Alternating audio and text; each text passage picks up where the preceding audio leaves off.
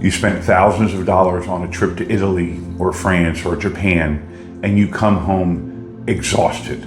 Not refreshed, not recharged, exhausted. And if you're being really honest with yourself, parts of it were beautiful, but you never quite relaxed. You were always moving, always checking something, always aware that time was running out. And here's what nobody wants to admit. It wasn't the travel, it wasn't the flights, it wasn't even the jet lag, it was the way the trip was planned. Most people build their vacation like a to-do list and then wonder why it feels like work. So in this video, I'm going to show you the real reason that happens and exactly what to do instead. Because the best trip of your life, it's not about doing more, it's about doing it differently.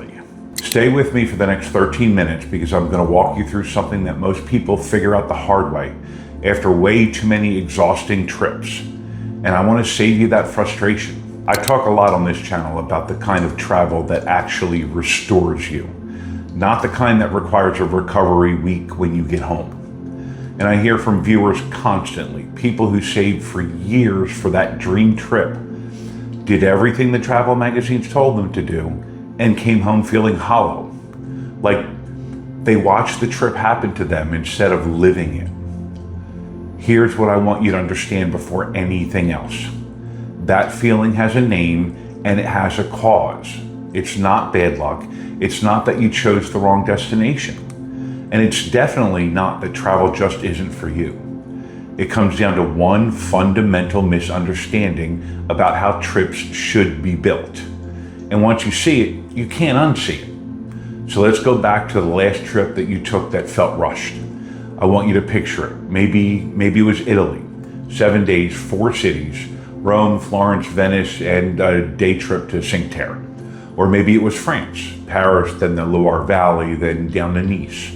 Or Japan, Tokyo, Kyoto, Osaka, Hiroshima, all in 10 days.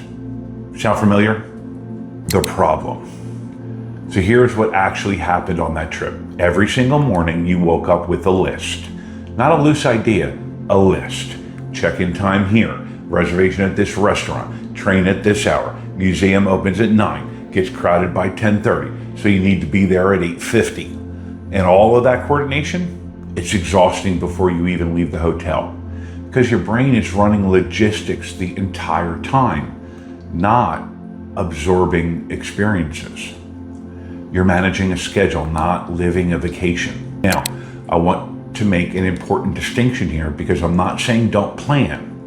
I love planning. I think thoughtful preparation is what separates a great trip from a stressful one. The problem isn't planning, the problem is what you're planning for. Most people plan for volume. How many cities, how many sites, how many experiences they can fit into the days that they have. And the result, it's a trip that looks incredible in photos, but feels hollow in person. You've seen the highlight reel, you've got the pictures, but do you remember how the piazza actually smelled? Do you remember sitting somewhere long enough to watch the light change? Probably not, because you had a train to catch. The other thing that happens, and this is the one nobody talks about, is what I call decision fatigue. Every day on a jam-packed itinerary, you're making dozens of micro decisions. Where do we eat? Do we walk? Do we take a cab? Should we skip this museum since we're running behind schedule? Do I need this in 2 languages? Is this the right bus stop? By the time you get to what was supposed to be the highlight of the day, your brain's fried. You're there physically, you're not there emotionally. And that's the real theft, not jet lag, not the crowds, decision fatigue. Now here's where most travel advice goes wrong, and I want to be very direct about this. Most travel content will tell you to be flexible or leave room to wander. And yes, technically true, but that's not a strategy, that's a fortune cookie. What actually works, what I've seen work over and over again for people in our stage of life, is a completely different framework for how you build a trip. And it starts with one question. What if instead of adding destinations, you subtracted them? Think about what happens when you slow a trip down. When you choose one base instead of 3, you wake up in the same place every morning. Your body knows where it is. You're not repacking. You're not navigating a new transit system. Instead, You walk out the door and you already know what direction the bakery's in. You've been to that cafe twice already. The waiter smiled at you when you came back. That's a completely different experience than checking into your third hotel in 7 days. And here's the thing about Italy specifically, because it's the destination I hear about the most. Everybody wants to see Rome and Florence and Venice, and all three are worth seeing, but not in a week, not back to back.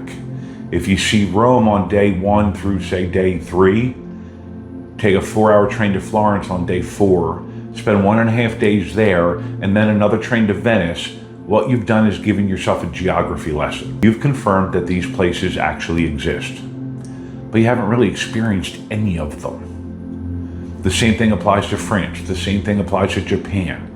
More on those later in the series. I want to talk for a minute about where this pattern actually comes from, because I think it'll resonate with a lot of you.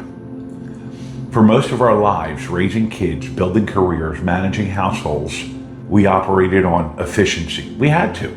You fit it all in or it didn't get done. You ran the schedule, you managed the logistics, you got everyone where they needed to be on time, mostly.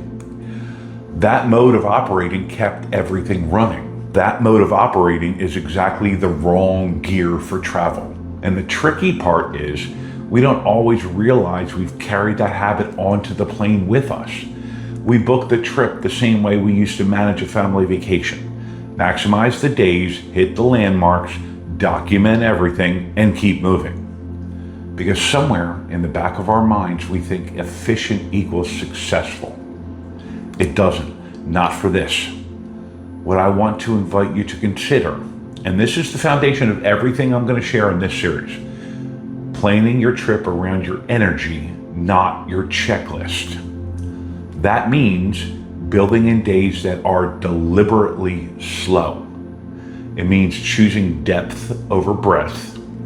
It means accepting that saying fewer things really can mean experiencing more. And look, I know how counterintuitive that sounds when you've saved up for a once-in-a-decade trip. The scarcity mindset kicks in. We may never come back to Italy. We have to see everything. I get it. I understand that feeling. I've had it myself. But here's the truth. The places you rush through, you barely remember. The place you stayed long enough to feel at home, you'll talk about that for the rest of your life. The strategy I'm going to walk you through across this whole series that I'm doing, it's built on 3 pillars. Pillar 1, fewer destinations, longer stays. We'll talk about exactly how to apply this to Italy, France, Japan, Greece, and a 10-day Europe trip later on. Pillar 2, 1 home base per region. Not a different hotel every night, 1 anchor. And from that anchor, you take day trips. You move outward and you come back. This changes everything about how your trip feels. Pillar 3, planning around energy, not itinerary. That means understanding which days you want to move and which days you want to sit completely still and let the place come to you. Now, are there trips where you have to move more? Yeah, of course. Are there destinations where a single base doesn't make sense? Yes, of course. We'll talk about those nuances, but as a foundational principle, this framework works. And the people who've shifted to it tell me the same thing over and over. I finally figure out how to travel. Some quick examples before I close this one out. Italy, instead of Rome, Florence, Venice in a week, pick 1 region and stay. Tuscany for a week. You day trip from there. Japan, instead of 6 cities, you anchor in Kyoto and take the train to Nara, to Osaka, to Hiroshima. You come back each night to a place that already feels familiar. France, Paris, 5, maybe 6 nights. Walk 1 arrondissement at a time. You don't need to see all 20. You need to feel 1. This is the shift. And everything I'm going to show you in this series comes back to it. Here's what I want to leave you with today. Exhaustion at the end of a luxury trip isn't a travel problem. It's a planning problem. And it's one that's completely fixable once you know what you're actually solving for. If today's video gave you even a small shift in how you think about this, I want you to stick with me through the series because the next video is where we get practical. I'm going to show you how exactly to use the home-based strategy, step by step, and how to apply it to your next trip, whatever destination you're planning. That's next. And I think it's going to change the way you travel. If you found this helpful, hit the like button. It does genuinely help more people find this content. And if you're new here, subscribe, because this is exactly what this channel is about, helping you travel smarter, slower, and in a way that actually restores you. I'll see you in the next video.